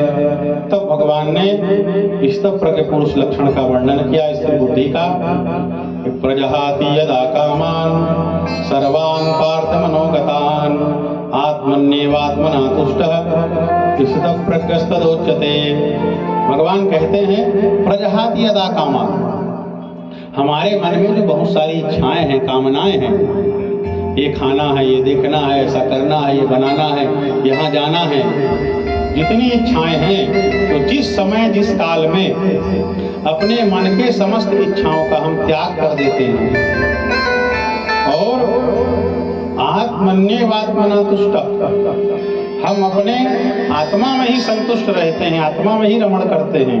हमको सुखी होने के लिए बाहर के किसी वस्तु पदार्थ की आवश्यकता नहीं रहती। हम आत्मचिंतन करते हुए, अपने स्वरूप का चिंतन करते हुए सुखी रहते हैं। हमको बाहर के किसी पदार्थ की आवश्यकता जिस समय नहीं रहती है सुखी होने के लिए। जैसे आप सोए हो, आपको गाढ़ी नींद मिल गई है, उठते हो तो कहते हो कि बहुत अच्छी नींद आई, बहुत अच्छा लगा। तो जब आप गाढ़ी नींद में सो गए हो तो बताओ क्या खा रहे हो, क्या पी रहे हो, क्या देख रहे हो? कौन सा वस्तु पदार्थ आपके साथ है गाढ़ी नींद में? खाने का, पीने का, देखने का, छूने का कोई पदार्थ नहीं है। और नींद नहीं आएगी तो आप पागल हो जाओगे। भगवान ने हमको स्वस्थ मस्त रखने की नींद बनाया, तो गाढ़ी नींद में सोते हैं, न कुछ खाते हैं न कुछ पीते हैं, संसार का कोई वस्तु पदार्थ पास में नहीं होता है। नींद में सुखी रहते हैं कि नहीं? नींद में आनंदित रहते हैं कि नहीं? गाढ़ी नींद में कौन सा दुख रहता है? संसार को भूले रहते हैं, मगन रहते हैं, आनंदित रहते हैं। वैसे ही जो समस्त कामनाओं का जिस समय त्याग कर देता है, अपने में ही संतुष्ट रहता है, अपने में ही आनंदित रहता है, जिसको सुखी रहने के लिए बाहर की किसी वस्तु पदार्थ की अपेक्षा और आवश्यकता नहीं रहती, तो ऐसे आत्मा में ही संतुष्ट रहने वाला व्यक्ति स्थितप्रज्ञ होता है, उसी को स्थिर बुद्धि कहते हैं। ऐसा भगवान वर्णन कर रहे हैं। बोलिए गीता महारानी की। आगे भगवान इसको और सरल स्पष्ट करके समझा रहे हैं। दुःखेषु नुदिग्नमनाः दुःखेषु अनुदिग्नमनाः सुखेषु विगतस्पृहः वीतरागभयक्रोधः स्थितिर्मुच्यते। जो दुख मिलने पर उद्विग्न नहीं होता, परेशान नहीं होता, हाय हाय नहीं करता, सम है, सुखों की प्राप्ति में निष्प्रिय है, मुझको ये मिल गया, ये हो गया, ये बन गया करके नाचता नहीं है, दुखों में व्याकुल नहीं होता, सुखों में निष्प्रिय रहता है, ना किसी से राग है ना किसी से द्वेष है, किसी के ऊपर गुस्सा नहीं करता है, कभी किसी के ऊपर क्रोध नहीं करता है, और मन में किसी से कोई भय नहीं है, ना राग है ना द्वेष है ना भय है, कुछ नहीं है। तो ऐसी जो स्थिति है, जो सुख में दुख में सब में सम बना हुआ है, इसको स्थिर बुद्धि कहते हैं। और ये स्थिर बुद्धि जिसके पास हो जाए, चिंतन के द्वारा, मनन के द्वारा, स्वाध्याय के द्वारा, साधना के द्वारा, आराधना के द्वारा, तो संसार का कोई भी व्यक्ति स्थिर बुद्धि पुरुष को दुखी नहीं कर सकता है। क्योंकि ऊपर उठ गया है वो सुख से ऊपर उठा हुआ है, वो दुख से ऊपर उठा हुआ है। आप उसको दुखी नहीं कर सकते, क्योंकि उसका सुख, उसका आनंद उसके अंदर है, उसका आनंद उसकी आत्मा में है। आत्मा जो है वो आनंद का सागर है, तो वो अपने आत्मा से आनंद प्राप्त कर रहा है, अंदर के आनंद से आनंदित है, बाहर की वस्तु से कोई मतलब नहीं है। तो जो सुखों से ऊपर उठ जाए, दुखों से ऊपर उठ जाए, राग से ऊपर उठ जाए, भय से क्रोध से ऊपर उठ जाए, वो सदैव सुखी रहता है, सदैव आनंदित रहता है, उसको कोई दुखी नहीं कर सकता। ये जो मन की स्थिति है, इसको जिसने प्राप्त कर लिया है वो स्थिर बुद्धि पुरुष है, वो सदैव सुखी रहता है। ये भगवान वर्णन कर रहे हैं। आगे प्रभु कहते हैं कि ऐसा पुरुष जहां जाता है स्नेह रहित होकर के विचरण करता है, कहीं शुभ हो अशुभ हो, न प्रसन्न होता है न दुखी होता है, न किसी से द्वेष करता है। ऐसा स्थिर बुद्धि पुरुष सदैव आनंद को प्राप्त करता है। और जिसका मन विषय में रमण करता है, विषय सुख में लगा रहता है, शब्द स्पर्श रूप रस गंध, संसार को देखने में लगा है, संसार को सुनने में लगा है, संसार के वस्तु खाने और पहनने में लगा हुआ है, ऐसे व्यक्ति का मन आसक्ति से निवृत्त नहीं हो सकता है। वो भगवान के चरण में नहीं लग सकता है, वो चलायमान मन रहता है और विषय के साथ विषयों का भोग करते करते ऐसे मन का पतन हो जाता है, वो नरक में चला जाता है। इनसे आप बचेंगे कैसे? तो परमात्मा ने सूत्र दिया है कि विषयों से बचना है, मन को सुधारना है, तो अपने ध्यान और चिंतन को सुधारना पड़ेगा। आप जो सोचते हैं, जो चिंतन करते हैं, जो हम ध्यान करते हैं, मनन करते हैं, वो सद्वस्तु का मनन करें, भगवान के चरणों का मनन करें, भगवान की लीला का मनन करें, भगवान के स्वरूप का मनन और ध्यान करें, तब मंगलकारी चिंतन होगा, तब हमारा मंगल होगा। ध्यायतो विषयान् पुंसः संगस्तेषु उपजायते, संगात् संजायते कामः, कामात् क्रोधो विजायते। हम जिस वस्तु पदार्थ का ध्यान करते हैं, जिसका चिंतन करते हैं, जिसका मनन करते हैं, तो उसको पाने का मन करता है। आप किसी विवाह में गए, किसी नारी शक्ति ने सुंदर गहना पहना है, हार पहना है, आपने देखा वो हो कत्का सुंदर तो हार है, कदे कहाँ लाए कत्का के तोड़ती तो 10 ठन है, मगर मन उमा लग गया, कहाँ कर। अब आपके मन में वो हार चिपक गया, तो आपका मन करेगा कि वही हार, वैसा ही हार प्राप्त हो जाए। और जब तक वो हार आपको नहीं मिलेगा, तब तक घर में लड़ाई झगड़ा चलता रहेगा। बोलो गीता महारानी की। तो चाहे हार हो, चाहे कपड़ा हो, चाहे कार हो, चाहे मकान हो, कुछ खाने पीने की वस्तु हो, कुछ खाने का मन आपका कर लिया कि रबड़ी जलेबी खाना है और घर में नहीं मिल रहा है, तो आप लड़ाई करोगे, झगड़ा करोगे। जब तक वो रबड़ी जलेबी नहीं मिल जाएगा, लड़ाई होगी। क्यों? आपका मन हो गया। तो ध्यायतो विषयान् पुंसः संगस्तेषु उपजायते। जिस वस्तु के बारे में हम सोचते हैं, जिसको देखते हैं, बार बार जिसका चिंतन करते हैं, मन में जो आता है, उस वस्तु को पाने का मन करता है, वो हमारी बुद्धि में चढ़ जाता है। तो ध्यान करने से, विषय का चिंतन करने से उसमें हमारी आसक्ति हो जाती है, उसको पाने का मन करता है। और जब वो वस्तु नहीं मिलता है, आप प्रयास करते हो, नहीं मिलता है, क्योंकि किस्मत में रहेगा तो मिलेगा, और नहीं है तो कहाँ से मिलेगा? सोचने बस से नहीं मिलता है। आपका पुण्य होगा, आपका प्रारब्ध होगा, किस्मत में होगा तो मिलेगा, नहीं है तो नहीं मिलेगा। तो मन आपका अटका रहेगा, और जब तक वो नहीं मिलेगा तब तक आपको गुस्सा लगेगा, आपको क्रोध लगेगा। आपको भूख लगा, भोजन नहीं मिला, गुस्सा हो जाओगे। अब आप ये सोच रहे हो कि भूख लग रहा है, मोटापा बढ़ गया है, 2 घंटा भूख सहूंगा, मोटापा जलेगा। तो भूख भी लग रहा है, भोजन नहीं मिला, आप नाराज नहीं होंगे। क्यों? भोजन तुरंत मिल जाए की इच्छा मन में नहीं है, कामना नहीं है। तो क्रोध कहाँ से होता है? कामना की पूर्ति नहीं होती तो क्रोध होता है। तो जितने मन में इच्छा शून्य होंगे, कामना शून्य होगा, वही व्यक्ति क्रोध शून्य होगा। इच्छा है, कामना है तो क्रोध होगा, इच्छा नहीं है तो क्रोध नहीं होगा। बोलिए गीता महारानी की। तो भगवान यही समझा रहे हैं क्रोध को जीतना है। क्रोध ना हो तो बहुत सारी इच्छा मन में मत पालिए, इच्छा शून्य बनिए, इच्छाओं को कम करिए। जितनी इच्छाओं को घटाओगे, खाने की, पीने की, पहनने की, सुनने की, देखने की, चखने की, उतना जीवन आपका सुखी होता जाएगा, उतना आनंदित होते जाओगे और धीरे धीरे विषयों से ऊपर उठते जाओगे। और किसी वस्तु की इच्छा हो गई, कामना हो गई, वस्तु नहीं मिलेगा तो क्रोध होगा, और क्रोधात् भवति सम्मोहः, सम्मोहात् स्मृति विभ्रमः, स्मृति भ्रंशात् बुद्धिनाशो, बुद्धिनाशात् प्रणश्यति। क्रोध होगा, स्मृति में भ्रम पड़ेगा, बुद्धि का नाश होगा, और जिसकी बुद्धि का नाश होता है उसका विनाश हो जाता है।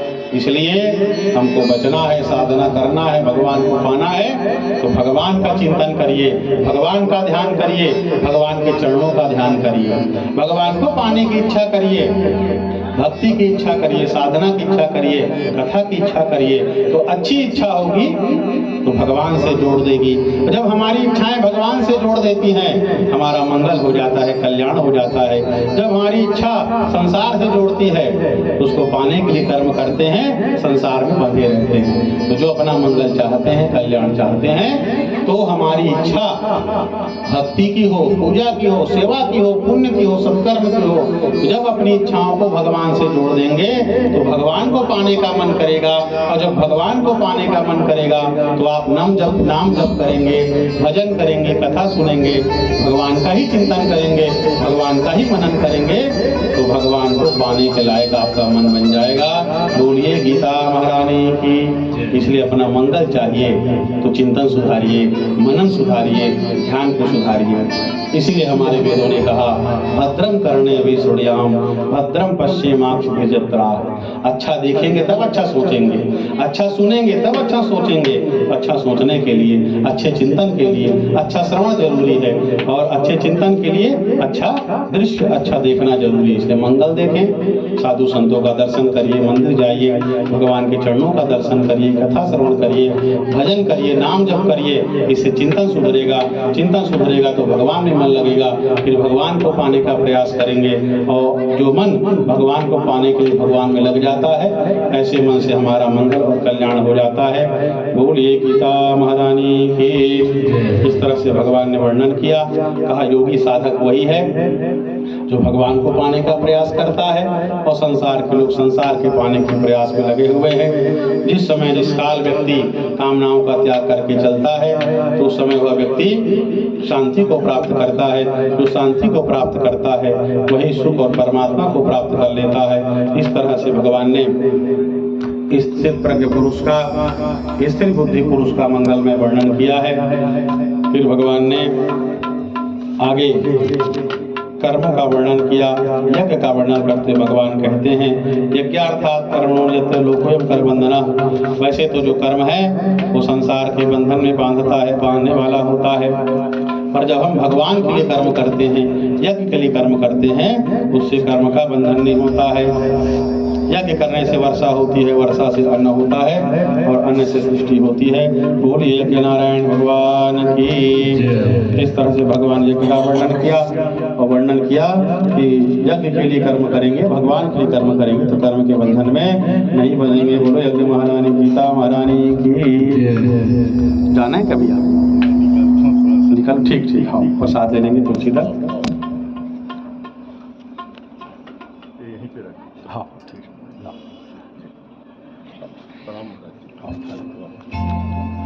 बोलिए गीता महारानी की।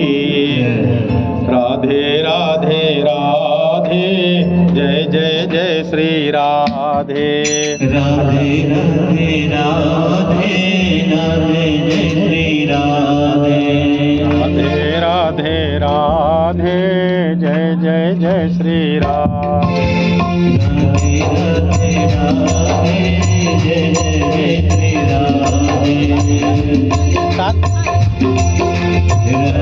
राधे राधे, जय जय श्री राधे। राधे राधे राधे, राधे जय श्री राधे। राधे राधे, जय जय जय श्री राधे।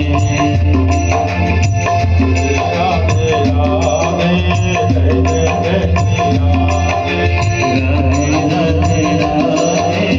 जय जय श्री राधे।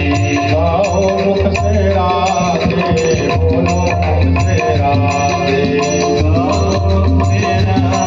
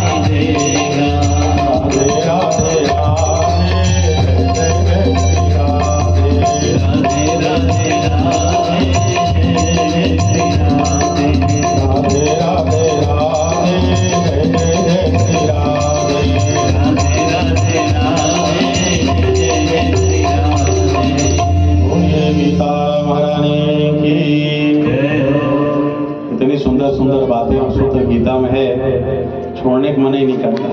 इसको बता दे, उसको बता दे। आए वर्षा की ओर चले।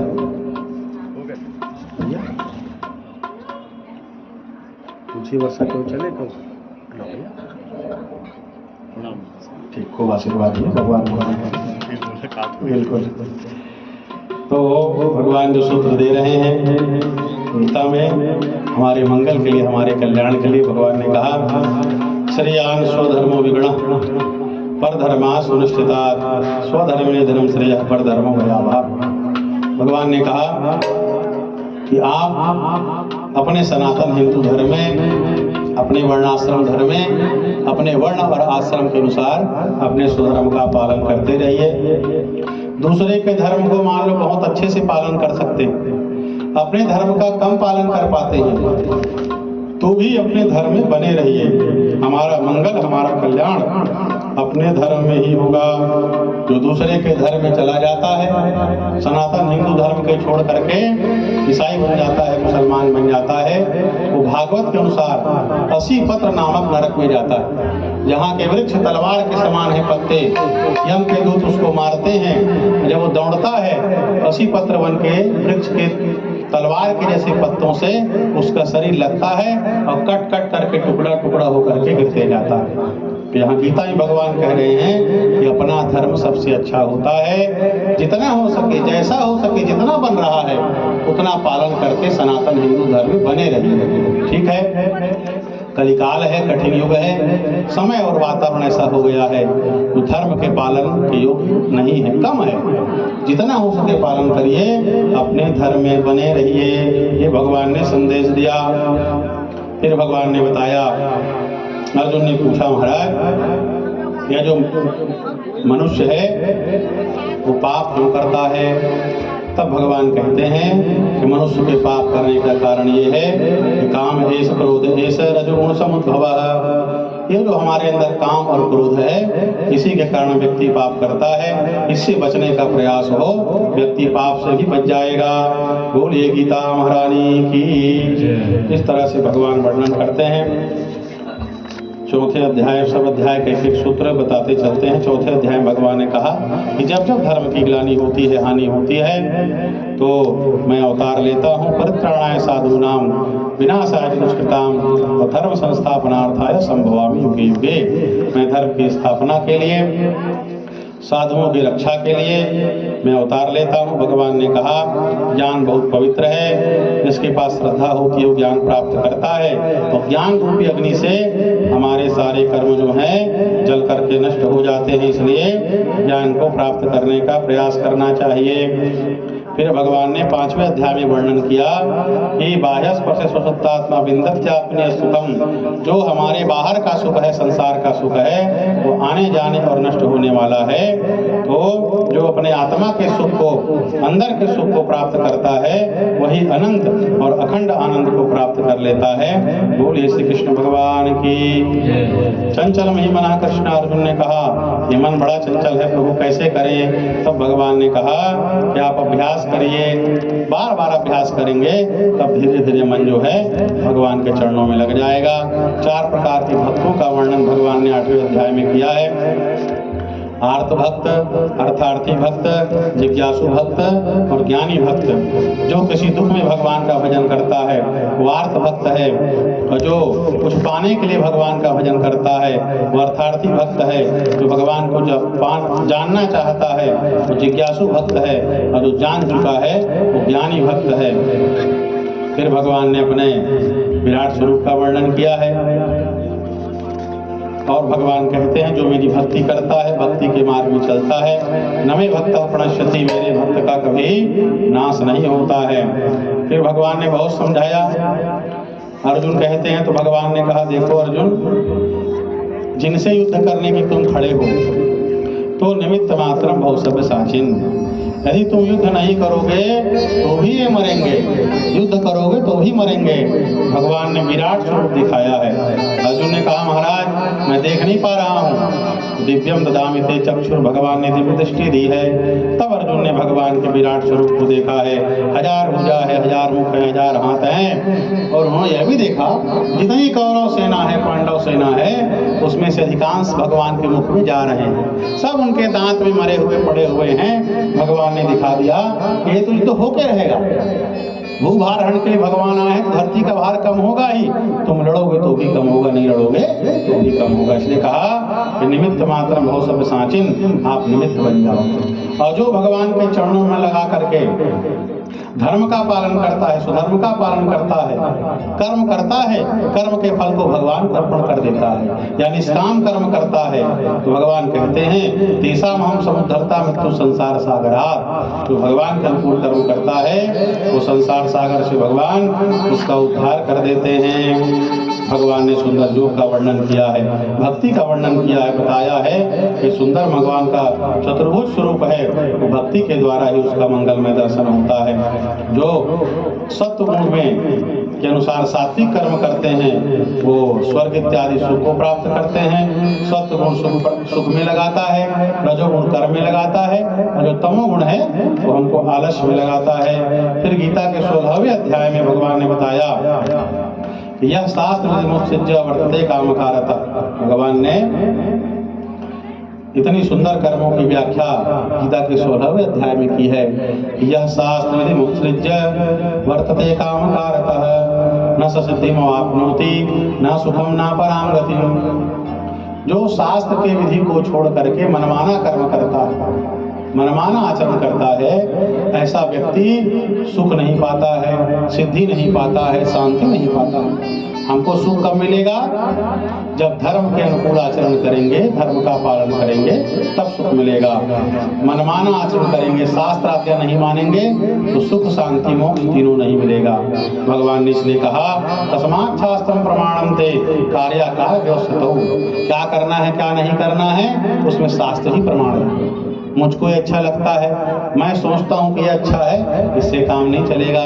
जो शास्त्र कहता है वही अच्छा है। शास्त्र जो करने कहा है जो अच्छा है, और शास्त्र ने जिस कर्म करने से मना किया है वो ठीक नहीं है। इसलिए ज्ञात्वा शास्त्र विधानोक्तम कर्म कर्तुम इहार्हसि। जो अपना मंगल चाहते हैं, सिद्धि चाहते हैं, मोक्ष चाहते हैं, उनको चाहिए कि शास्त्र के विधान को जान करके कर्म करे, तभी सिद्धि मिलेगी, सफलता मिलेगा और मोक्ष मिलेगा।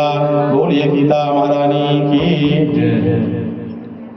17वें अध्याय में 3 प्रकार के दान का वर्णन करते हुए भगवान कहते हैं कि हे अर्जुन, दातव्यमिति यद्दानम दीयते नुपकारिणे देशे काले च पात्रे च तद्दानम सात्विकम स्मृतम। 3 तरह के दान हैं, सात्विक, राजस और तामस।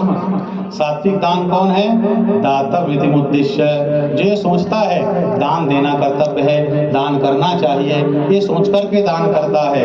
और दीयते नुपकारिणे, किसको दान करता है? दान करने के बदले उसको कोई फायदा ना हो, दान करने के बदले उसको लाभ ना हो, तो ऐसे व्यक्ति को देता है। और इस तरह से देशे काले च पात्रे च, जिस काल में और जिस स्थान में जिस वस्तु की कमी हो और जिसकी जरूरत हो, ऐसे वस्तु का जो दान करता है वह उसका दान सात्विक दान होता है। इस तरह से सात्विक, राजस, तामस दान का भगवान ने वर्णन किया है। 3 तरह के कर्म का वर्णन किया है। तो इसमें जो सात्विक कर्मों में लगा रहता है वो सुख प्राप्त करता है।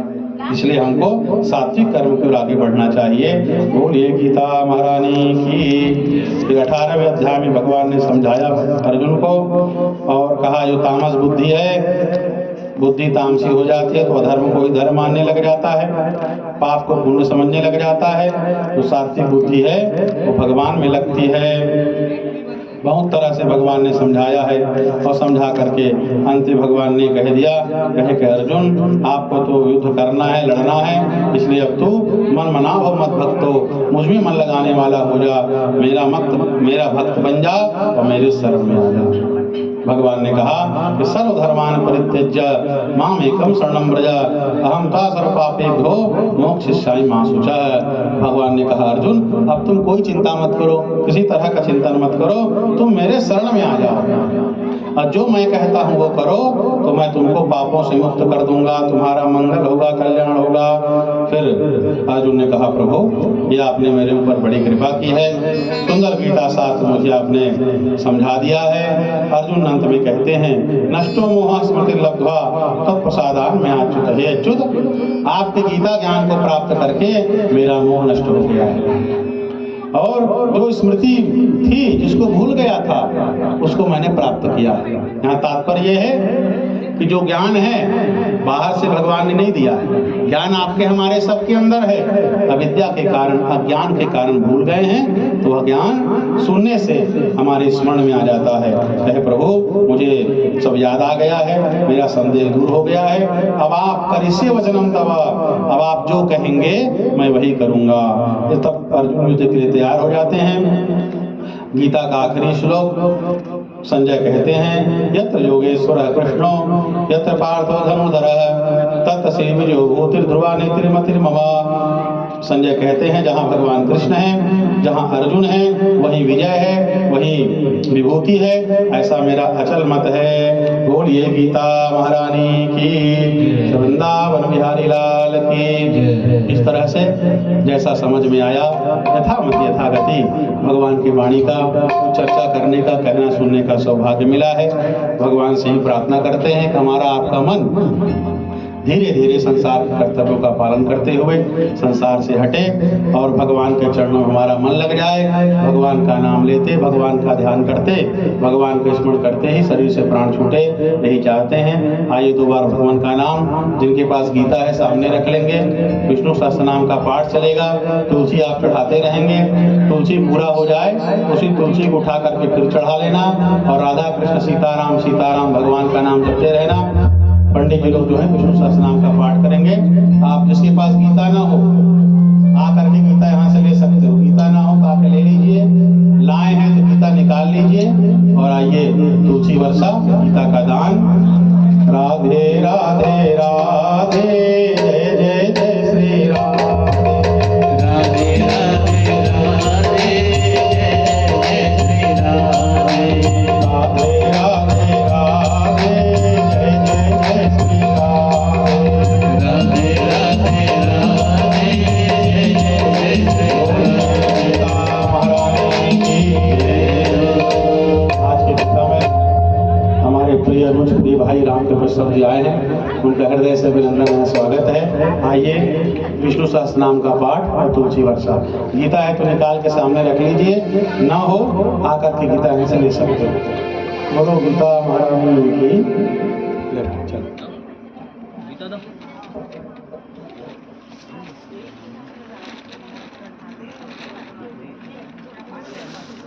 ये तो 2 गीता लगेगा, ऐसे ठंडे नहीं बराबर, दोनों बराबर वाले हैं, एक स्वरूप है। पाठ क्या चीज़ दे ना विष्णु सहस्त्र नाम। हाँ हाँ, पर ध्यान करा के पाठ चालू कर ये तो भाई, तो ध्यान करके यहीं से तुलसी चालू करा दे।